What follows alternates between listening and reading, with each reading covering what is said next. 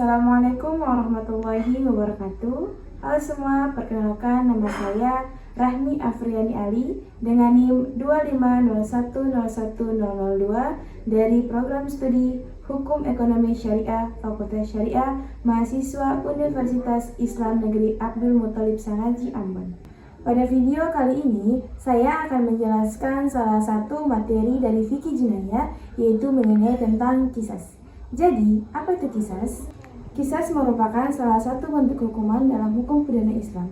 Secara bahasa, qisas berarti mengikuti jejak atau membalas sesuatu dengan seimbang. Sedangkan secara istilah, qisas adalah hukuman yang diberikan kepada pelaku tindak pidana dengan balasan yang setara dengan perbuatannya.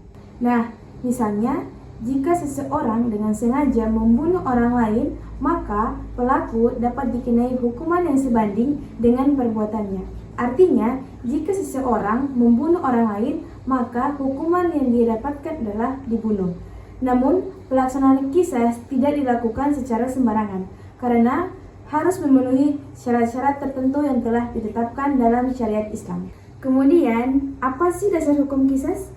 Jadi, dasar hukum qisas terdapat dalam Al-Quran Surah Al-Baqarah ayat 178 yang menjelaskan bahwa qisas diwajibkan dalam kasus pembunuhan. Selain itu, pada Surah Al-Baqarah ayat 179 Allah berfirman yang artinya, "Dan dalam qisas itu ada kehidupan bagimu, wahai orang-orang yang berakal, agar kamu bertakwa." Ayat tersebut menunjukkan bahwa tujuan qisas bukan semata-mata untuk menghukum, tetapi juga menjaga kehidupan manusia dan mencegah terjadinya kejahatan. Tujuan qisas. Jadi, qisas memiliki beberapa tujuan penting, yaitu yang pertama, menegakkan keadilan, yang kedua, melindungi hak hidup manusia, yang ketiga, memberikan efek jera kepada pelaku, yang keempat, mencegah terjadinya tindak kejahatan, dan yang kelima, mencegah keamanan ketertiban masyarakat. Dengan adanya qisas, masyarakat akan berpikir dua kali sebelum melakukan tindakan yang merugikan orang lain. Kemudian, kita masuk pada macam-macam qisas. Jadi, dalam hukum Islam, qisas terbagi menjadi dua macam. Yang pertama, qisas jiwa atau qisas an-nafs. Jadi, qisas jiwa adalah qisas yang berkaitan dengan pembunuhan. Contohnya, seseorang dengan sengaja membunuh orang lain tanpa alasan yang dibenarkan oleh syariat. Dalam kasus seperti itu, pelaku dapat dikenai hukuman qisas apabila seluruh syaratnya terpenuhi. Kemudian, yang kedua, yakni qisas anggota tubuh atau qisas at-taraf. Qisas anggota tubuh adalah qisas yang berkaitan dengan penganiayaan atau pelukaan anggota tubuh. Misalnya, seseorang sengaja melukai atau memotong anggota tubuh orang lain, maka pelaku dapat dikenai hukuman yang setara dengan perbuatannya apabila memungkinkan dan memenuhi syarat. Lalu, bagaimana dengan syarat-syarat pelaksanaan qisas? Jadi, qisas tidak dapat langsung dijatuhkan kepada pelaku. Mengapa? Karena ada beberapa syarat yang harus dipenuhi.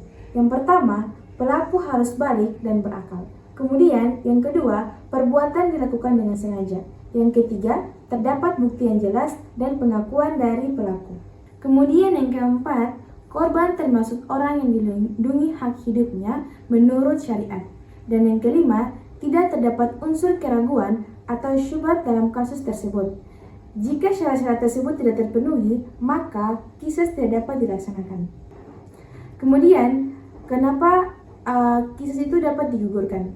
Jadi dalam Islam, qisas juga dapat gugur karena beberapa hal. Yang pertama, adanya pemaafan dari keluarga korban. Yang kedua, adanya diat atau ganti rugi yang disepakati. Dan yang ketiga, adanya perdamaian antara pihak korban dan pelaku.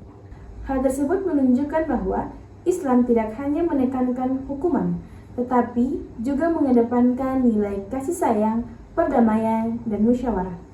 Kemudian, hikmah dari qisas. Ada beberapa hikmah dari diberlakukannya qisas. Yang pertama, menjaga keselamatan jiwa manusia. Yang kedua, menegakkan keadilan bagi korban dan keluarganya. Yang ketiga, mencegah tindakan balas dendam yang berlebihan. Kemudian yang keempat, menciptakan rasa aman dalam masyarakat. Dan yang kelima, memberikan efek jera kepada pelaku kejahatan. Jadi teman-teman, demikian penjelasan saya mengenai kisas dalam kajian fikih jinayah. Terima kasih atas perhatiannya. Wassalamualaikum warahmatullahi wabarakatuh. Thank you for watching.